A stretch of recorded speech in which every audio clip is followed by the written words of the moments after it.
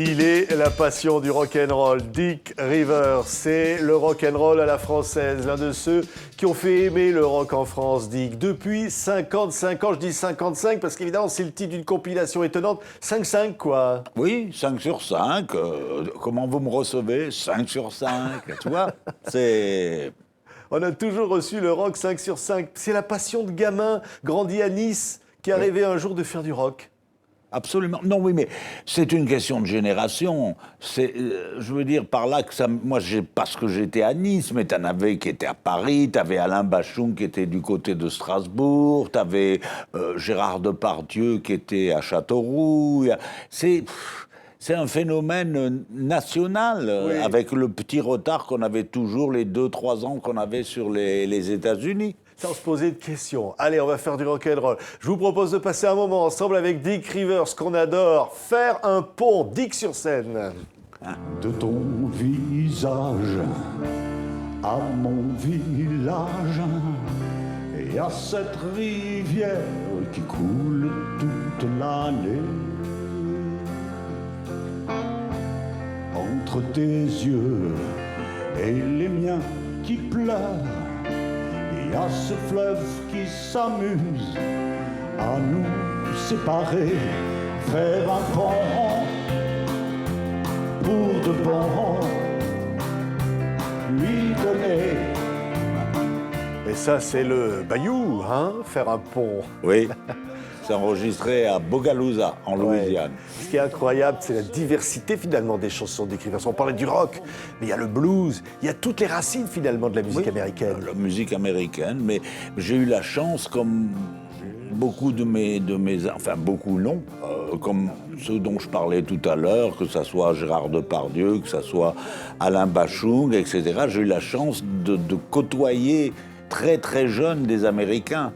Il y avait une base à Nice, à Villefranche-sur-Mer, il y avait une base. Il y avait la Navy américaine, il y avait les porte-avions, il y avait les destroyers. Et donc, aussi loin que ma mémoire remonte, j'ai toujours fréquenté des Américains. Alors, quand on était tout petit, ils nous donnaient des chewing-gums. Adolescents, ils nous donnaient des cigarettes. Mais ils étaient toujours là, quoi. Et donc, ils se sont toujours déplacés avec leur culture, si on va appeler ça une culture. L'idée du rêve américain, qui va d'ailleurs vous amener à voyager aux États-Unis. C'est vrai qu'un jour, vous croisez votre idole, qui est Elvis Presley, dans un ascenseur. Pas dans un ascenseur, dans les coulisses, ce qu'on appelle le backstage, c'est-à-dire dans les coulisses de l'International Hotel à Las Vegas.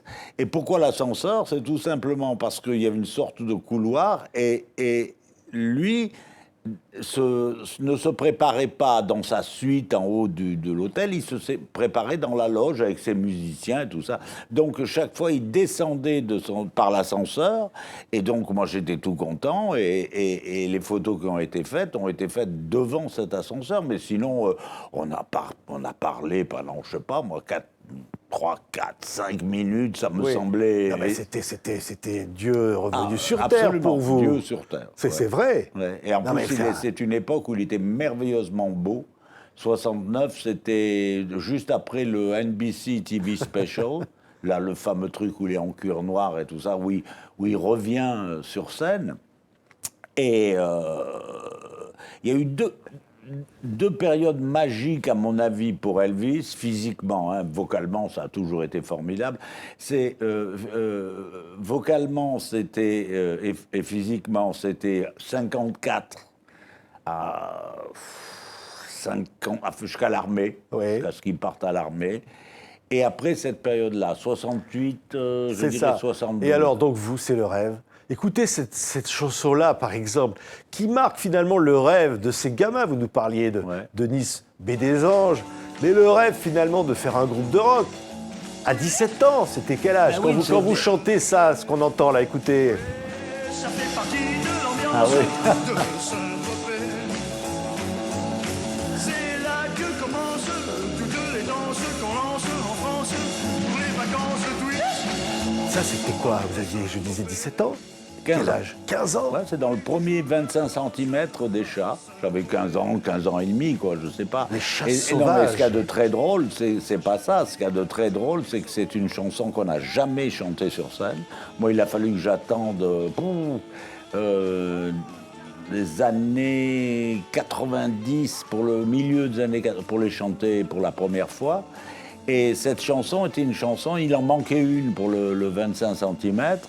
Et Jean-Paul Guiter, qui était notre directeur artistique, s'occupait de beaucoup de gens, et notamment de Martial Solal, le fameux pianiste de jazz. On dit, c'est pas du jazz, c'est du Solal. Et il lui a demandé s'il n'avait pas une chanson. Il a fait cette musique avec un texte de Hubert Itier, je crois, et ils me l'ont donné comme ça. Moi, je détestais le twist. On l'enregistrait presque. C'est pas vraiment du rock, du coup. Hein. Alors, pas du tout, non. J'aimais pas ce côté, justement, qui n'était pas rock. Si, en réalité, c'est parce que je trouvais que c'était du rock qu'on appelait du twist, tout simplement pour une question de danse. Oui, mais ça va devenir un énorme succès. Ouais, C'est ça qui est quand même chouette. oui et non. Oui et non, mon cher Patrick. Parce que, en réalité, cette chanson est un succès pas à l'époque.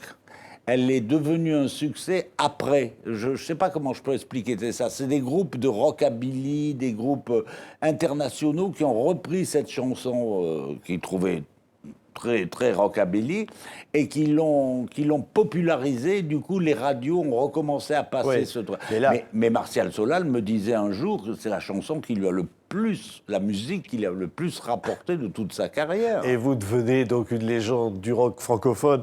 Voici donc l'album, la compile, hein, c'est un double vinyle, puis un triple CD.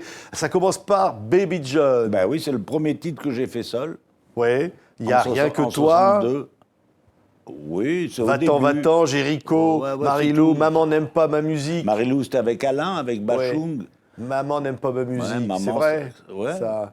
Maman n'aimait pas la musique à la Non, maison. pas du tout, non. Ça a été un gros succès. Oui. Et puis je continue mon rock and slow, Roule pas sur Rivers, Cinderella. Vous, finalement, vous donnez tout au public, sur scène, partout, vous transpirez. Oui. C'est une vie de rock tout le temps. Mais vous savez, moi, je suis un éternel débutant. Hein. Le rock'n'roll, c'est ça, c'est se remettre en question en permanence, c'est ne pas trop se prendre au sérieux, enfin voilà, quoi. C'est ce que j'essaye d'être et de faire depuis très longtemps maintenant, quoi. Oui, c'est quoi être rock'n'roll quand on est Dick Rivers? Encore aujourd'hui. Ben, je pense que c'est une attitude. J'ai changé de ce côté-là, mais être rock'n'roll, c'est surtout ne pas trop s'occuper, se soucier du lendemain. C'est-à-dire, c'est vivre intensément au jour le jour. Mais bon, moi, vu que j'ai vieilli, enfin j'ai grandi, donc maintenant il est évident qu'il y a des gens qui m'entourent, qui sont des gens que j'aime et pour lesquels je me fais du souci automatiquement. Mais c'est vrai qu'à mes débuts, moi vous ne me rendez pas compte, quand j'avais 15 ans, moi un type de 30 ans c'était un vieillard pour moi. Hein. Non mais je rigole pas, c'était c'est ce qu'on appelait des grands, quoi, et c'est ça, c'est ça. C'est une musique de gamin, Dick. Ça Quoi, reste le une musique. rock'n'roll? Oui, Non, ça je reste pense quand pas. même. Non, c'est pas une. Vous savez, j'ai souvent expliqué ça. Le rock'n'roll, c'est un phénomène social adapté, enfin, je veux dire, accroché à un phénomène musical. Si on devait faire une comparaison, je dirais que le rap a été socialement à peu près le même phénomène, mais des années après, sauf que le rock'n'roll accompagnait une jeunesse heureuse, parce qu'il n'y avait pas de chômage, il n'y avait pas enfin, je sais pas, tout se passait bien après la guerre. Vous chantez ça, voilà, Ouais. voilà, on le voit là. Où ça? Et alors qu'aujourd'hui, le rap a accompagné un autre phénomène social, c'est-à-dire malheureusement, c'est très souvent l'exclusion, les banlieues, le chômage. Vous voyez, et c'est une forme de... Et bien, le rock, c'était ça. Nous, c'était je t'aime, tu m'aimes, tu m'as quitté, reviens. Mais c'était très fleur bleue, quoi.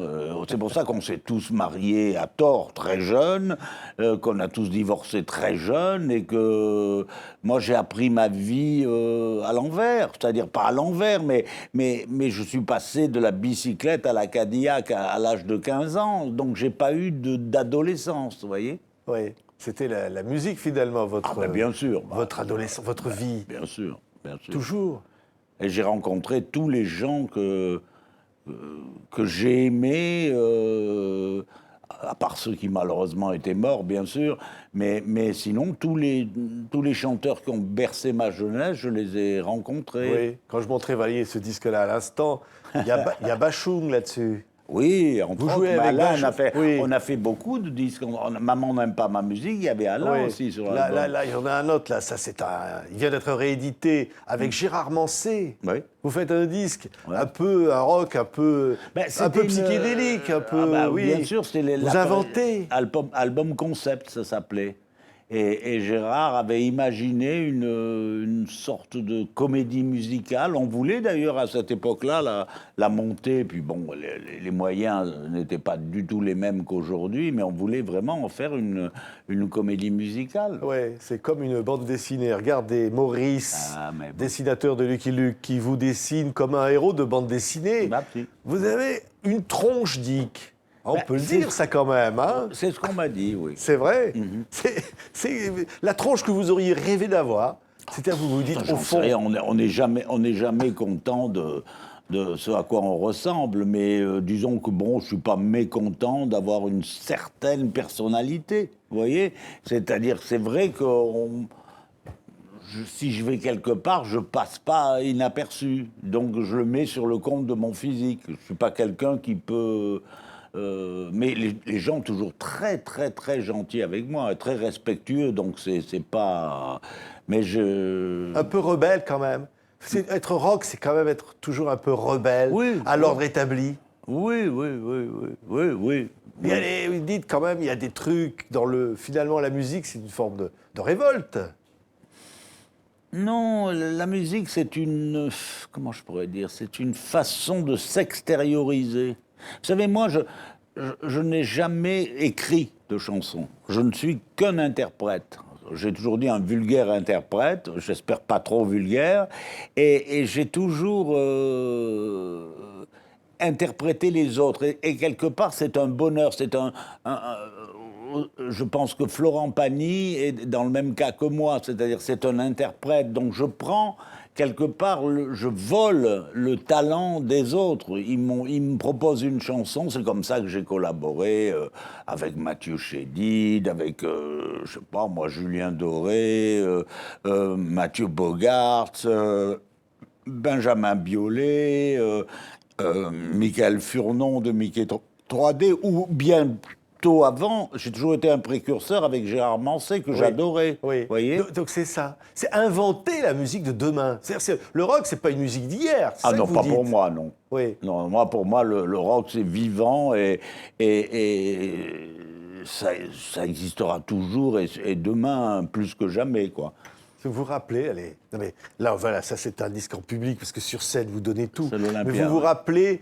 de la première fois que vous avez entendu, je sais pas moi, Gene Vincent à la radio, je sais pas, c'est quoi? Ça a été, vous dites, j'ai plus été pareil après. Il y a quelque chose. Moi, c'est Elvis. Hein. Ouais. Moi, c'est la chanson Heartbreak Hotel, c'est en 57, 50, je sais pas exactement, j'ai pas de notion du temps, moi. Et j'ai entendu ça pour la première fois, alors que c'était même pas un rock, c'était un blues. Et ça m'a complètement... je suis rentré en religion. C'est comme ceux qui ont un appel, c'est Bernadette Soubirous à la grotte, quoi. Tiens, j'ai vu la Vierge. Ben moi, je suis rentré en religion ce jour-là, grâce à Elvis. Et voilà. Et après, j'ai commencé à acheter des disques. Et ce que vous disiez, j'ai découvert les Bebop Lola, les Little Richard. Voilà, j'étais un vrai... D'ailleurs, ça m'a permis de faire pendant des années de la radio, raconter mes belles histoires, quoi. Et j'étais très, très content de le faire. Ça me manque beaucoup parce que c'était... je pouvais parler d'hier, d'aujourd'hui, de demain. Je pouvais... C'était... Ouais, ça s'appelle la passion. Ah ben oui, moi j'ai toujours été passionné. Dans tout ce que je fais, que ce soit la nourriture, mais je suis un passionné. Bon, allez, on vous a reçu 5 sur 5 Dick Rivers. Merci Patrick. Ça, c'est pour retrouver tous les titres. Il y en a encore, Le Montana, Dans le ghetto, et puis voilà, et puis tous les autres, tout ce qu'on aime chez vous. Dick Rivers, 55 ans de musique. Et un peu plus. Merci. Salut Patrick.